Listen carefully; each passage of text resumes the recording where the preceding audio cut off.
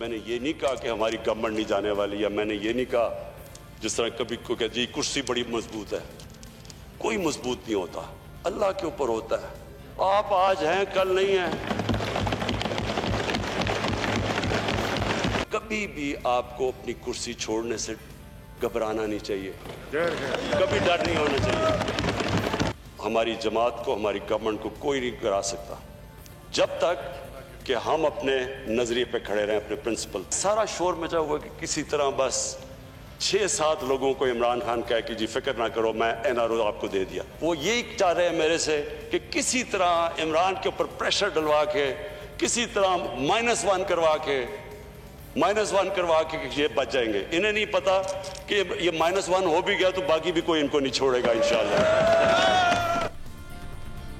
वज़ीर आज़म का ये बयान ऐसे वक्त में सामने आया है जब 2 दिन पहले ही उन्होंने अपने अरकान असेंबली और इत्तेहादियों के इशाइये से खिताब में कहा था कि रोज सुबह खबर मिलती है कि मैं आज जा रहा हूं, कल जा रहा हूं, लेकिन हमारे सिवा कोई चॉइस नहीं है।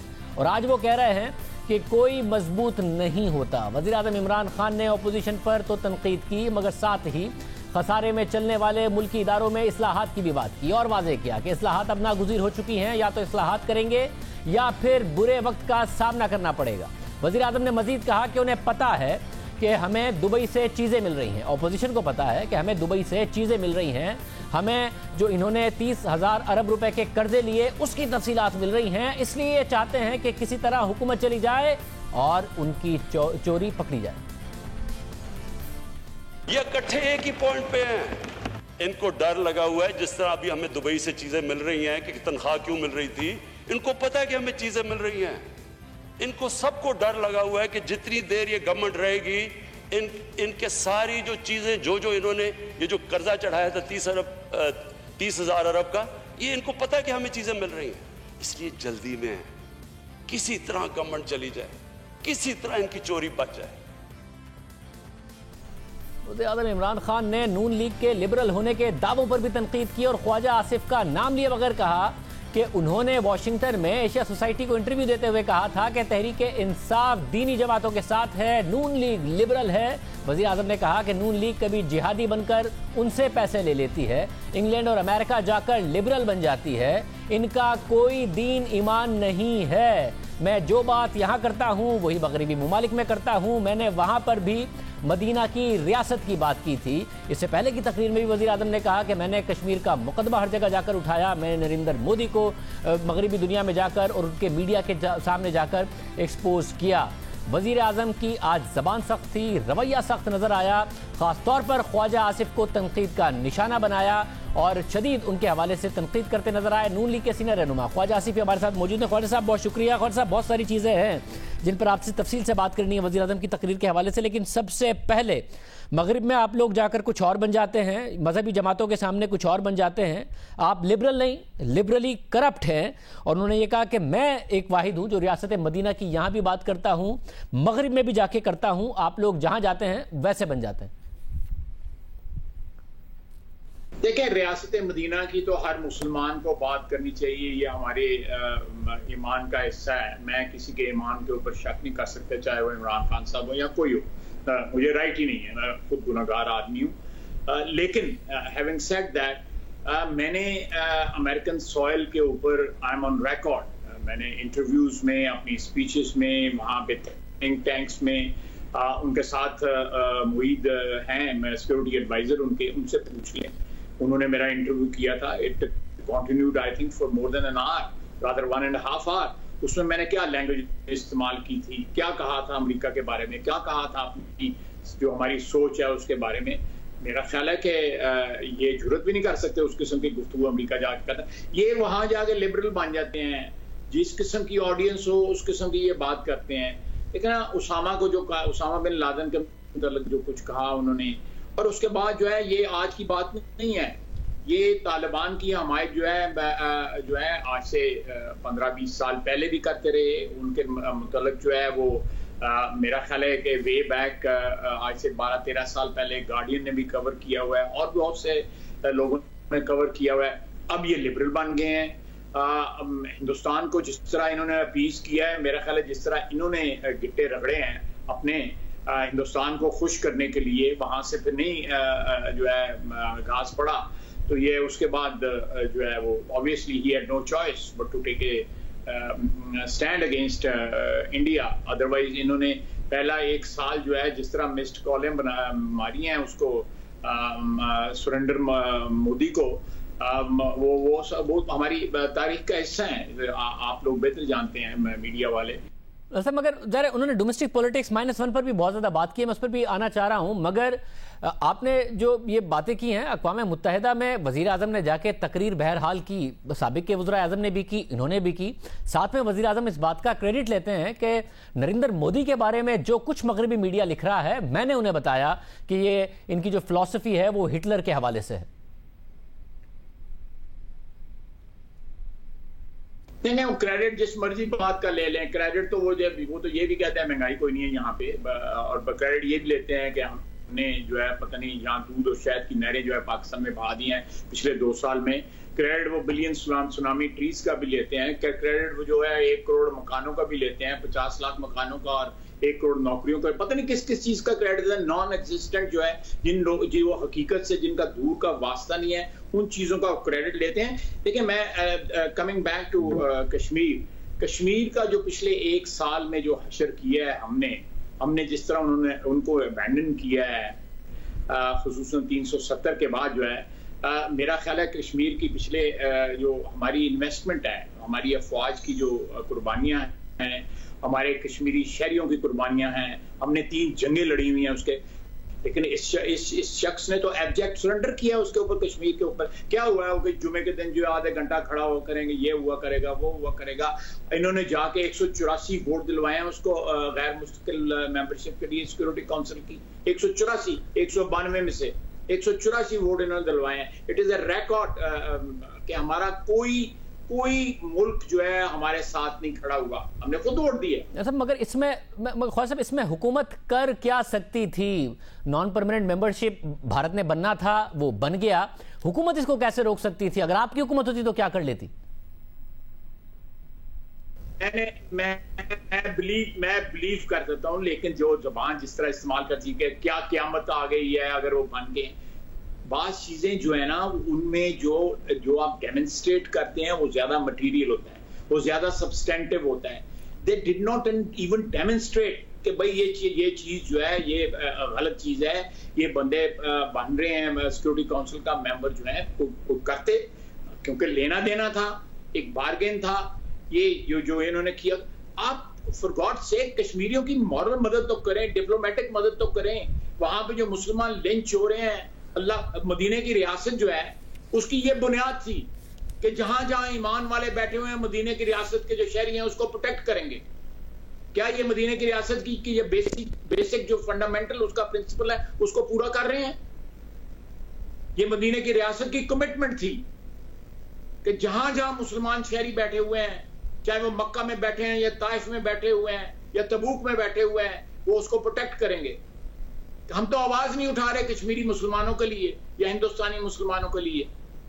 मतलब अगर मदीने की रियासत में ज़ाहिर बुनियाद मेरिट थी, जो आगे जाकर उन्होंने बात की, मदीने की रियासत में ये नहीं होता था कि माफिया हो, मदीने की रियासत में ये नहीं होता था कि सियासी जमातें सरपरस्तियां करें, नवाज शरीफ साहब की अपनी शुगर मिलें हों या फिर सुलेमान शहबाज की शुगर मिलें हों, पंजाब हुकूमत सब्सिडी देती हो, आसिफ जरदारी साहब की और दोस्तों की शुगर मिले हों, सिंध हुकूमत सब्सिडी देती हो, वफाक से सब्सिडी लेते हो। मदीने की रियासत में ये नहीं होता था और वजीर आजम कह रहे हैं कि मेरी मदीने की रियासत की मिसाल जब मैं देता हूं तो उसी मेरिट की देता हूं कि इन माफियाओं से मैंने मुकाबला करना है।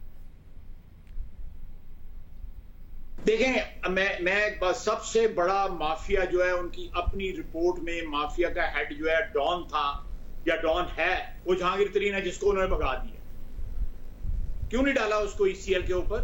क्यों उसको जाने दिया है? बिकॉज वो इनके राज जानता है, वो इनके कपड़े उतार देगा, उनको उसको कन्फ्रंट करके देखें, ये इनकी असलियत सामने ले आएगा। वो ये क्या एक्शन हुआ है उस रिपोर्ट के ऊपर? किसी के खिलाफ एक्शन हुआ है? ले एक्शन। जहां जिसने सबसे ज्यादा जो है एक्सपोर्ट किया या जो भी किया है चीनी का, जिसने सबसे ज्यादा फायदा उठाया, उस रिपोर्ट के मुताबिक उस रिपोर्ट में अमल दरामद किया हुआ है। रिपोर्ट का शाया होना कानून के तहत लाजम था। ये हमने 217 में कानून बनाया था कि तमाम जुडिशियल कमीशन जो है या तमाम कमीशन जो है उनकी रिपोर्ट पब्लिक की जाए। They had no choice but to publish the report. तो क्या किया इन्होंने?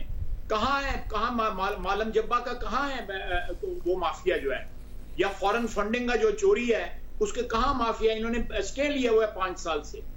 इन्होंने बीआरटी के ऊपर से स्टे लिया हुआ है, 100 बिलियन से ज्यादा बीआरटी है। ये माफिया नहीं है, ये बीआरटी वाले माफिया है, मालम जब्बा वाला माफिया है, फॉरेन फंडिंग वाला माफिया है। ये तो डकैतियां हैं और डकैतियों के खिलाफ स्टे लिए हुए शाहजेब। इन्होंने कभी पाकिस्तान की तारीख में डकैतियों के खिलाफ भी स्टे हुए हैं, इन्होंने लिए हुए स्टे।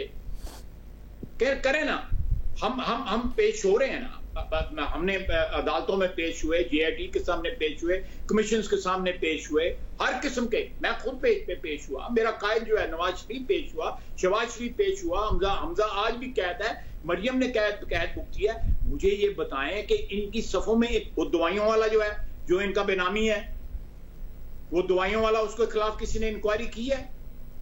स्वाय उसके मिनिस्ट्री उससे ली है। मिनिस्ट्री के अंदर इस वक्त कैबिनेट में बैठे हुए हैं चीनी चोर जो हैं। कौन सी अकाउंटेबिलिटी है, कौन सा मेरिट है?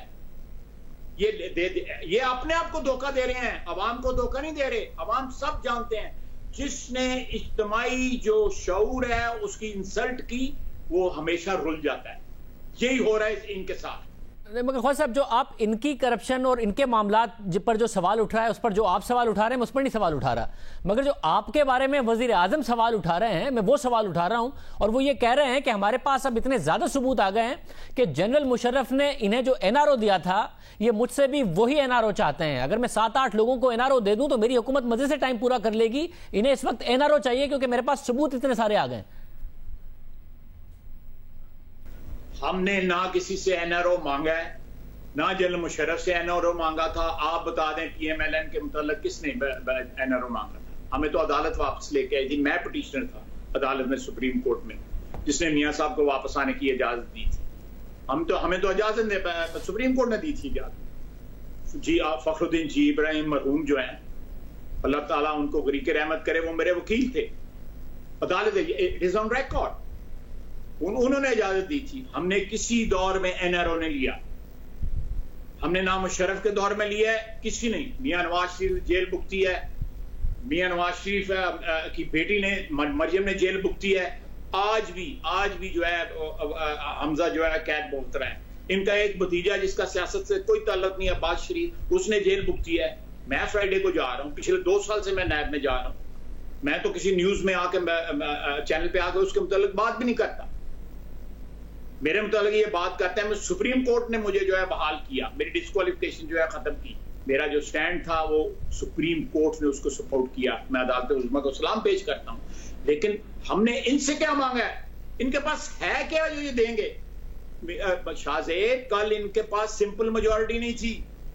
मैं आई डोंट वांट टू, अभी नहीं, वक्त आने में बताऊंगा कि किस तरह इन्होंने 160 या 161 वोट इकट्ठे किए। मुझे पता है, निटी-ग्रिटी पता है, निटी-ग्रिटी पता है कि किस तरह वोट इकट्ठे किए हैं इन्होंने।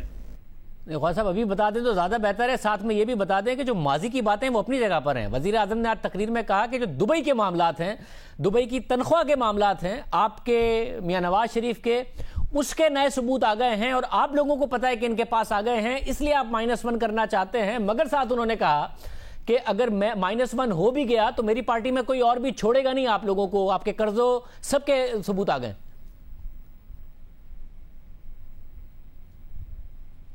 इनकी किसी बात पे यकीन ना करना, इनको खुद समझ नहीं है इन बातों की।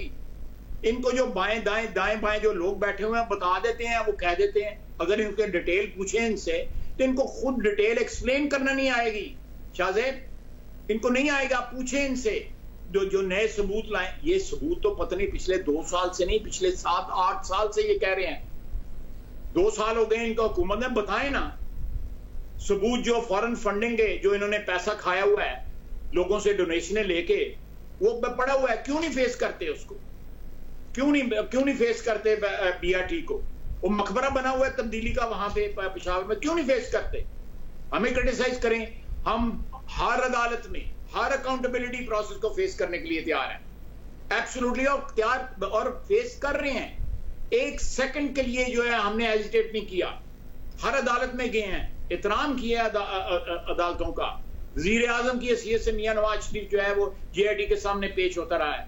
ये तो असेंबली में नहीं आ सकता वजीर आजम की हैसियत से, इसमें इतनी जरूरत नहीं है। मगर ख्वाजा साहब असेंबली में तो आए वो, मगर 30,000 अरब रुपए का जो कर्ज आपने लिया, उन्होंने डेट कमीशन बनाया था, उसकी डेडलाइन जरूर गुजर गई है, तफसीलात अवाम के सामने नहीं रखी, मगर आज उन्होंने कहा है कि उसकी तफसीलात भी हमारे सामने आ गई हैं, उसके सबूत भी आ गए हैं, इसलिए ये लोग डरे हुए हैं। मैं आपको डेट कमीशन की रिपोर्ट को पब्लिश कर दें पब्लिश जो है। इनको समझ नहीं है, ही लैक्स द बेसिक जो मेंटल उसकी के लिए एबिलिटी का होना का जरूरी है, वो लैक करते हैं। इनको समझ नहीं है, इनको लोग बताते हैं जी हमने ये पकड़ लिया, हमने वो पकड़ लिया है, और he believes that he is been taken for a ride. समझें, किसी सिंसियर अपने मुखलिस आदमी को बुला के पूछें कि यार ये मुझे बताया जाता है, और ये लोग जो इनको बता रहे हैं, मैं आपको इस रिकॉर्ड कर लें, ये जितने लोग इनको बता रहे हैं जो इनके साथ कि जी हमने ये पकड़ लिया, हमने वो पकड़ लिया है, जिस दिन इनके पास इख्तिदार ये इनका टेलीफोन नहीं उठाएंगे, ये लोग इमरान खान का टेलीफोन नहीं अटेंड करेंगे। उन ये लोग जो people who are around him and who are not representative people, they don't have legitimate credentials as public representative, they are his appointees because they massage his ego। वो लोग जो हैं, मैं आपको लिख के देता हूं, इसका टेलीफोन भी नहीं अटेंड नहीं करेंगे ये प्राइम मिनिस्टर ने रहा तो। फॉर गॉड सेक पहचाने लोगों को, जो लोग इलेक्टेड हैं उनको आगे लेके आए। ख्वाजा साहब आप कह रहे हैं कि डेट कमीशन की रिपोर्ट पब्लिक कर दें, तो ज़ाहिर है वज़ीर आज़म की जिम्मेदारी है कि उसको पब्लिक करें, जब आज उनकी तरफ से पार्लियामेंट में कहा गया और आप कह रहे हैं आप उसका सामना करने को तैयार हैं। साथ में जो -1 का आप लोगों का क्या इरादा है, आप लोग कोई एक्टिविटी इस हवाले से कर रहे हैं?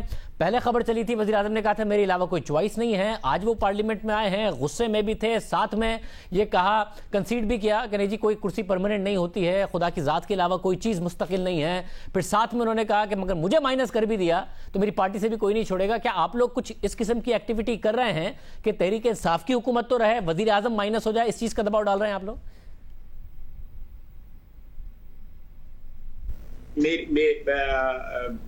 शाहजेब, बात असल में ये है कि इनकी पार्टी में wide spread discontent, absolutely no doubt about it, वो खुद एक्नॉलेज करते हैं उनकी पार्टी के लोग। आखिर ये तो असेंबली में नहीं आते, हम तो असेंबली में बैठे होते हैं। हमारा इनके पार्टी के साथ जो हमारे कोलीग्स हैं इनकी पार्टी में, पार्लियामेंट्री जो हमारे कोलीग्स हैं, वो ये एडमिट करते हैं जिस तरह लोगों को बुलाया गया है मिन्नतें करके उस डिनर के ऊपर। अब कल हमने एक रेजोल्यूशन पेश किया है पेट्रोलियम की प्राइसेस के ऊपर, इनके तमाम इत्तेहादियों के साइन हैं, मैं अभी आपको बुझवा देता हूँ, तमाम इत्तेहादियों के साइन हैं उसके ऊपर एक इनके PTI के अपने मेंबर के भी साइन हैं। इन्होंने दे वर स्टैंड बाय, कोविड के मरीज इन्होंने स्टैंड बाय पे रखे हुए थे कि अगर कोई डेस्परेट सिचुएशन है उनको ले आए। बल्कि सुबह के पैर मैंने असेंबली में ये कहा है, मैंने एश्योरेंस ली है असेंबली में कि यहाँ पे कोविड के जो हमारे साथी हैं, भाई बहन जो हैं, जो मरीज हैं, अल्लाह उनको शिफा दे। आप उनको, इनके पास नंबर्स नहीं थे। मैं आपको ये इस वक्त लाइन पे नहीं बता लेकिन मैं आपको बता भी दूंगा किस तरह नंबर इन्होंने इकट्ठे किए। इनके इमरान खान के पास में नहीं था। ख्वाजा साहब ज़ाहिर पिछले साल से इनके अपने नंबर कम थे, बट अपोजिशन के भी नंबर को इतने ज़्यादा नहीं थे कि इनके लिए कोई टफ टाइम क्रिएट होता। साथ में एक अहम बात आज वज़ीर आज़म ने कही है, 2 साल से ज़ाहिर है वो सरमाया कंपनी प्राइवेटाइज नहीं करेंगे, वो सारी की सारी बातें पीछे रह गई। उन्होंने कहा कि अब हमें तब्दीलियाँ करनी पड़ेंगी, रिफॉर्म्स करने पड़ेंगे, PIA हो, पावर कंपनीज हो, रेलवेज हो, स्टील मिल हो। फाइनली 2 साल बाद अगर उनको इस बात का इदराक है तो ख्वाजा साहब मुल्क आगे बढ़ेगा नहीं। अगर आप लोगों ने भी वही सियासत की जो तहरीक इंसाफ ने आपके साथ की थी, आप लोग प्रो प्राइवेटाइजेशन रहे हैं, प्राइवेटाइजेशन के हामी रहे हैं, आप कहते हैं रिफॉर्म हो, स्टील मिल को आप लोग भी नहीं कर पाए, आप इसमें उनका साथ देंगे कम से कम, इस पर आप भी सियासत करेंगे, मुल्क नहीं आगे बढ़ेगा। I'm on record in the assembly कि आज से 15-20 रोज कबल मैंने तकरीर की थी और उसमें I'm on record कि we are committed to privatization। हमने प्राइवेटाइजेशन पाकिस्तान में सबसे ज्यादा PMLN ने की 97 से लेके 96 से लेके 99 तक, और उससे पहले 91 से लेके 93 तक। तमाम बैंकिंग इंडस्ट्री हमारे दौर में प्राइवेटाइज हुई थी। मैं बहुत बड़ा हामी हूँ कि जो अदारे ब्लीड कर रहे हैं, जो हैमरेज कर रहे हैं, जो अदारे जो हैं, उन अदारों को प्राइवेट सेक्टर में आप उनको डाउन साइज करें, उनको प्रिपेयर करें, विद इन 3-4 मंथ्स जो है आप उनको ऑफलोड कर दें। लेकिन साथ साथ मैं ये अर्ज करना चाहूँगा शाहजेब कि मार्केट जब ठीक हो उस वक्त करें। आप एविएशन इंडस्ट्री इस वक्त घुटनों के बल गिर चुकी हुई है। उसमें अगर आप पीआईए को बेचेंगे या अपने एयरपोर्ट्स अपने बेचेंगे, आउटसोर्स करेंगे, या आप होटल इंडस्ट्री में अपने होटल्स बेचने जाएंगे, आपको कुछ नहीं मिलेगा। आपका कोई खैर खा आपकी कोई एटीएम जो है वो खरीद लेगी। ये सारी साजिश उसमें। मैं प्रिंसिपल बिल्कुल जो आपने कहा है मैं 100% उसको इंडोर्स भी करता हूं, लेकिन ये ट्रांसपेरेंट नहीं है, ट्रांजैक्शन है। वैसे मगर आपने वक्त का कहा, ज़ाहिर है इंटरनेशनली टाइम अच्छा नहीं है, मगर साथ में पाकिस्तान का हाल भी कोई अच्छा नहीं है। खसारा बहुत ज़्यादा है, टैक्स जमा हो नहीं रहा है, जितनी दिन डिले करेंगे उतने ज़्यादा पैसे इन इदारों में झोंकने पड़ेंगे। तो अगर कोई हुकूमत कोशिश करती है तो उस रिफॉर्म्स में आप कम से कम आपकी पोस्चरिंग ये हो कि हाँ जी हम सपोर्ट करते हैं, आगे निकलिए, वरना तो मईशत इस तरह फंसी रहेगी। अगली हुकूमत जो भी आएगी, अगर आप इनसे ये चले भी जाएं तो वो भी इसी तरीके से फंसी रहेगी, पाकिस्तान नहीं आगे बढ़ेगा। आप मुझे बताएं कि रियल एस्टेट की प्राइस जो है वो जमीन पे के नीचे घुसी हो, यहीं वो बिल्कुल रॉक बॉटम पे पहुंची हो, आप जाके मकान बेचेंगे? आपके पास का जो रियल एस्टेट है आप उससे बेचेंगे? Let the market survive. आप एयरपोर्ट भी आउटसोर्स करें, let the होटलिंग market survive. Steel mill जो है इस तरह आप देखें, आपने यूटिलिटी स्टोर्स का क्या हाल किया, उसको लोगों को नवाजने के लिए देखें, इन्होंने इतनी ज्यादा ऑब्लिगेशंस ली हुई हैं लोगों से, एटीएम से, अपनी जितनी भी इनकी एटीएम हैं या थी या अभी भी हैं, बेशुमार हैं अभी भी, उनसे इतनी ऑब्लिगेशन है। पेट्रोल की पहले किल्लत क्रिएट की है उन्हीं पेट्रोल पंप्स में, उधर रेट बढ़े हैं और धड़ाधड़ पेट्रोल जो है, पेट्रोल की नहरें और समुद्र बह रहा है। और पहले 10-15 दिन जो है लोग पेट्रोल के लिए रोते फिरते रहे हैं, लोटों के अंदर लोग पेट्रोल लेके जाते रहे हैं। तस्वीरें हैं, वीडियोस लगी हुई हैं सोशल मीडिया के ऊपर। ये डकैती नहीं है, ये चोरियां नहीं है, तो और क्या है? ये कौन सी शफाफियत है? ये कौन सी, अल्लाह ताला मुझे माफ करे तो बस इस्तग़फ़ार करे, ये मदीने की रियासत है जिसमें ये सारा कुछ हो रहा है? ये बिलियन ट्री सुनामी, ये BRT, ये चीनी, ये गॉड से प्लीज मैं रिक्वेस्ट करता हूँ, आपके जरिए रिक्वेस्ट करता हूँ कि ये मजहब को बीच में, मदीने की रियासत को बीच में ना लेके आए। हम सियासतदान जो हैं, हम खताकार लोग हैं, ना लेके आए मदीने की रियासत को। वो तो हमारा अल्टीमेट है, मदीने की रियासत जो है वो अल्टीमेट है, वो तो वजह कायनात है, उसको ना लेके आए, उसको प्लीज ना लेके आए। बहुत शुक्रिया, ख्वाजा आसिफ साहब हमारे साथ मौजूद थे। आज वज़ीर आज़म गुस्से में क्यों थे, -1 की बात उन्होंने क्यों की, अंदर की कहानी क्या है, मामला आपके सामने रखेंगे एक ब्रेक के बाद।